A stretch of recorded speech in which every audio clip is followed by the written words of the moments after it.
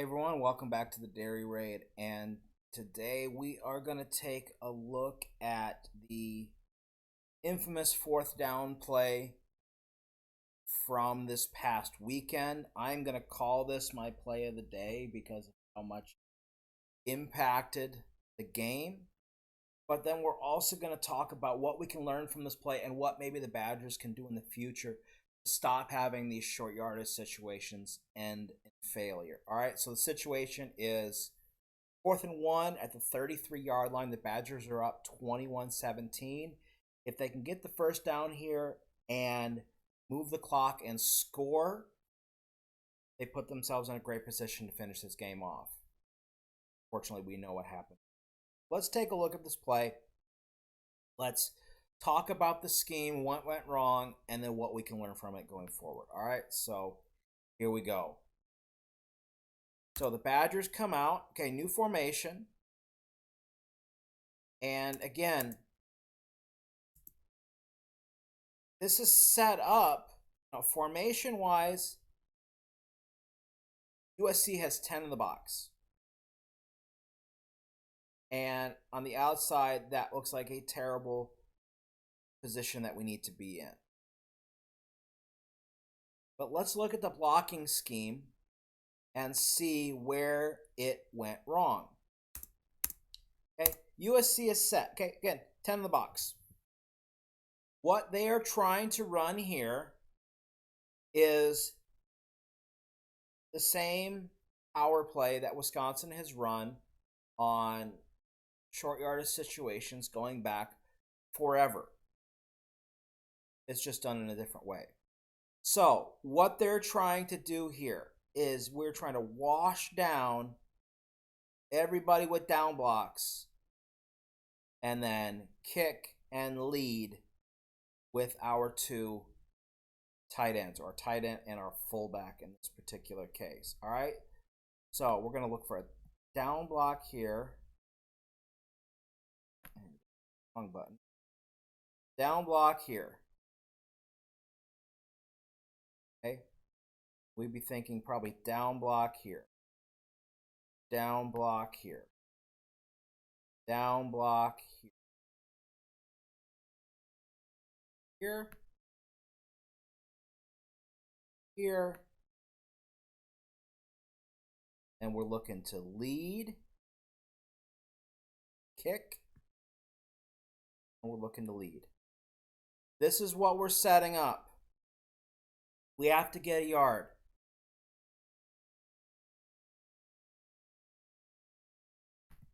See how this runs. That's how it should be blocked. Let's see how it is blocked. Okay, number 1.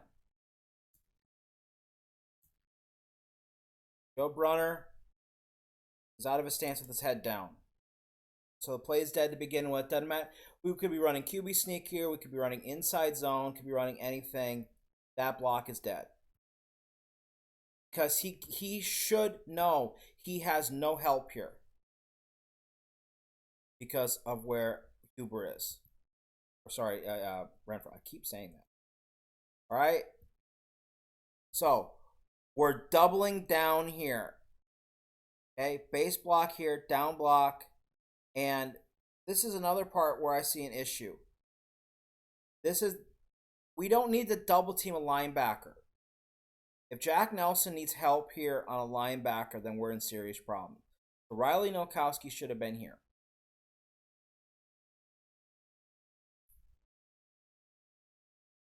Okay. So 2 guys, we lose a block here because we don't position here and we don't block here. We get those 2 guys out of this play. Does this hit for a first down? Yeah. Taiwi gets his butt right in here. He falls forward for a yard, so it's a first down. Okay. So scheme-wise, it should be fine. But this play brings us back to, this is giving me flashbacks of the previous era. Because we're presenting to the world that this is exactly what we're doing.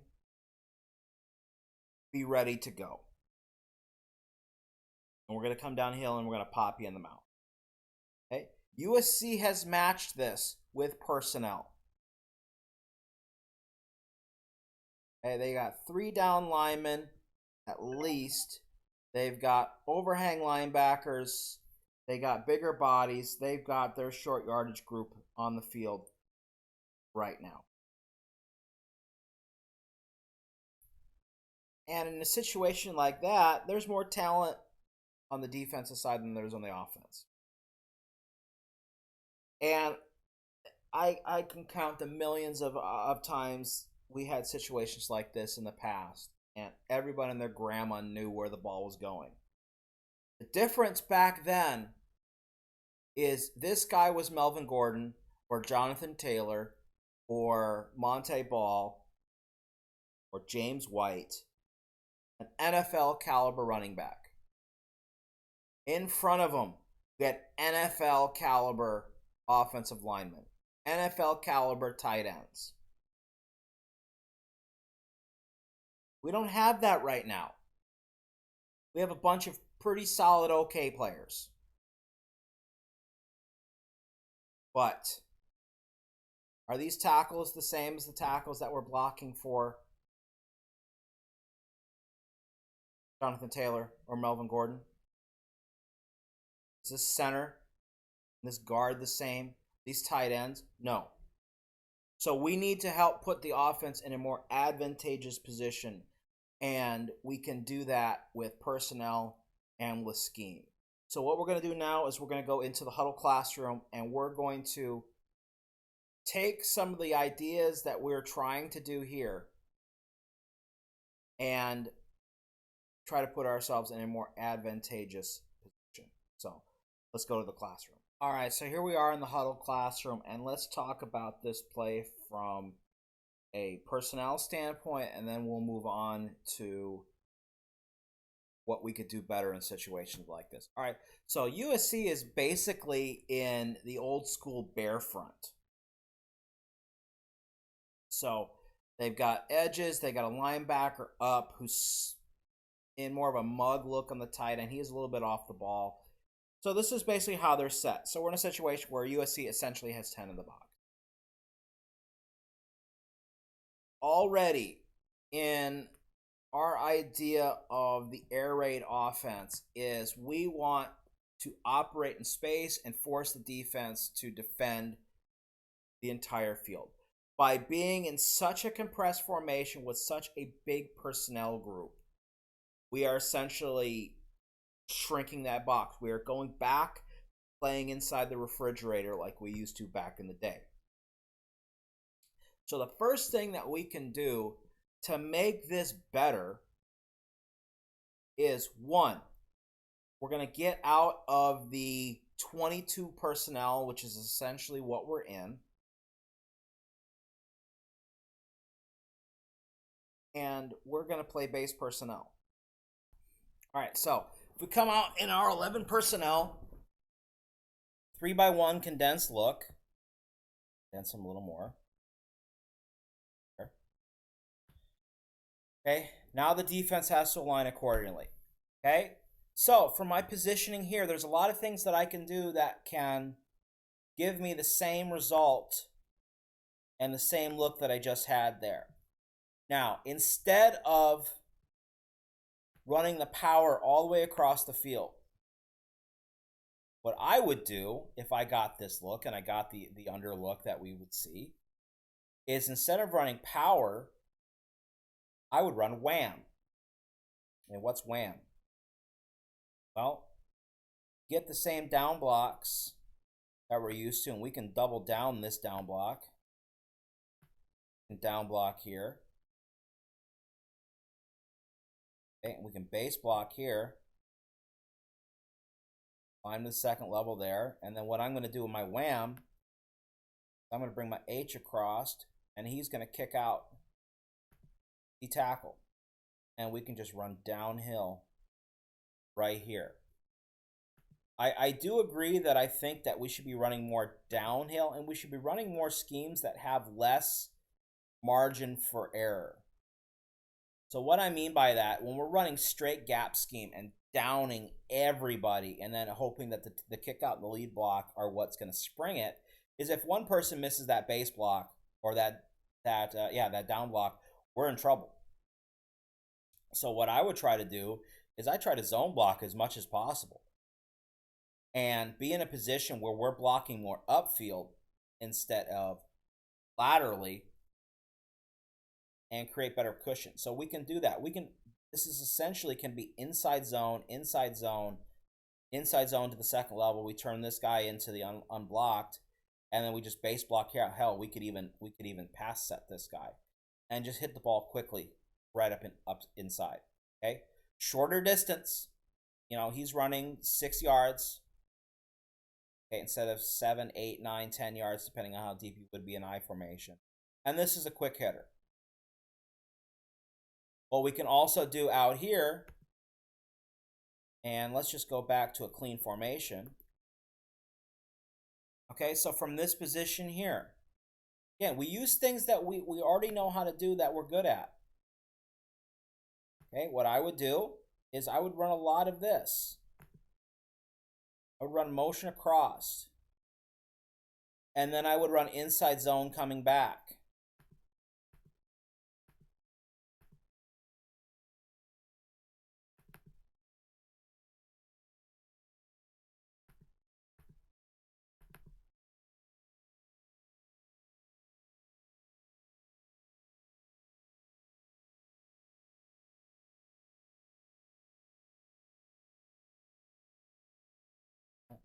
Thank you.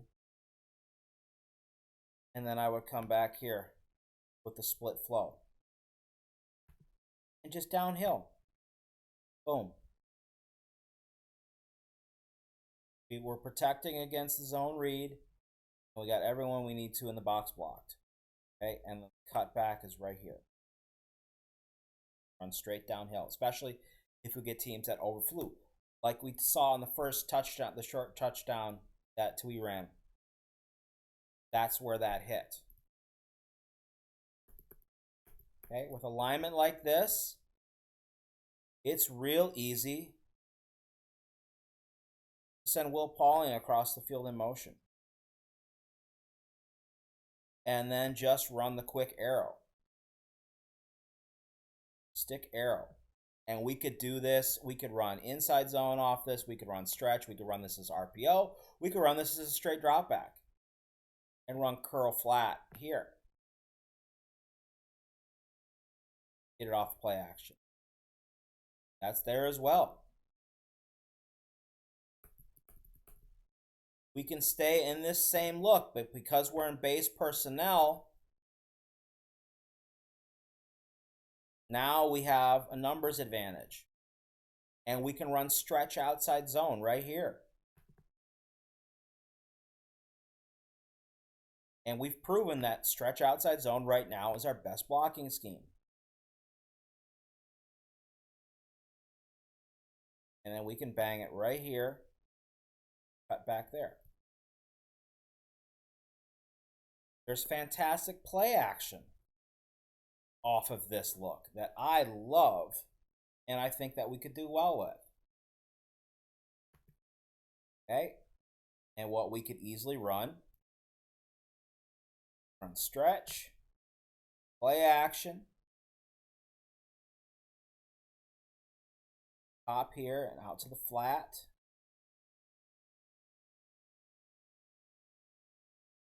Put this guy on a corner. Sneak him across the formation to the backside. And run crosser too, and we're essentially running spider 3Y banana. Slightly different personnel, depends on how you want to do it. I run this play myself, and I just run, the only thing I run differently is I run this guy on my crosser. My spike route, I run him on a shallow corner. I pop and I flat. Plays that build off of each other. and are relatively simple is what this offense needs to run in short yardage situation. And that's what's going to happen. So the last thing that I'm going to mention here, and I'll save it to the end when probably we're actually going to watch all the way to the end, is, and this will be the last time I talk about this. Getting an I formation and just running power isn't the solution. That worked when we had the roster built to do so. And as you saw over the last couple of years of the Paul Chryst era, that got less and less advantageous for us to run. But people are saying, it's like, oh, well, why make the running back go farther when we only have to gain 1 yard? Why make him go 5 or 6 yards to get there? Why is he pausing before he takes off? All this kind of stuff, okay? To that I say, do you know how the power play out of I formation works? Okay. I'm just going to do this real quick. We'll stay here. It doesn't matter. Okay. First thing, running back is not going directly downhill. If he does that, he's going to run into his pulling guard. He's going to go flat step before he goes upfield. He's going to wait, and the quarterback's going to come back to him. Okay, however you want to run this. If we're running kick out and lead, doesn't matter. The ball doesn't magically get from the center to the quarterback. Okay, that's step one. Well, why don't we just hand it to the fullback? Did you watch the Paul Chryst era? I've done the numbers. In fact, I'm going to pull them up right now. Yes, I'm going to make you wait until I pull it up. So here we go. The Paul Chryst era, the Badgers ran 4,329 run plays. Only 252 of those run plays came a fullback. So there's a 96% chance in this situation they're going to hand off the ball to the running back anyway. Okay? In the last 2 seasons under Paul Chryst, they ran over 1,000 run plays and had 38 plays to the fullback. Why? Because they didn't have a John Chanel or a Mason Stockey on the roster in 2022 and 2021. So they didn't run the ball at all to a fullback towards the end. So yeah, a fullback's could maybe get 1 yard. But are you going to trust these 3 inside to block it? Okay, we've already proven that us going under center and running power plays and running inside zone, ISO, doesn't work. We did it last year. Hell, we ran the same play that just got blown up against USC under center last year, and Cooper DeJean blew it up. Jimmys and Joes are more important than X's and O's. That being said, I want to see the coaching staff take better advantage of the team as a whole and put them in better position. So I think screw the 13 personnel in short yardage situations, stick in your base personnel, and run plays that you're confident in running that can get a yard in all situations, not just short yardage. That's what's going to take it. All right, so there's a little bit look into that one particular play and how we can improve upon it. Who knows if it's actually going to happen, but we're not going to improve it by going backwards. We can only improve the play by going forward. Okay, that's it for today. Thank you for watching, and we'll see you next time.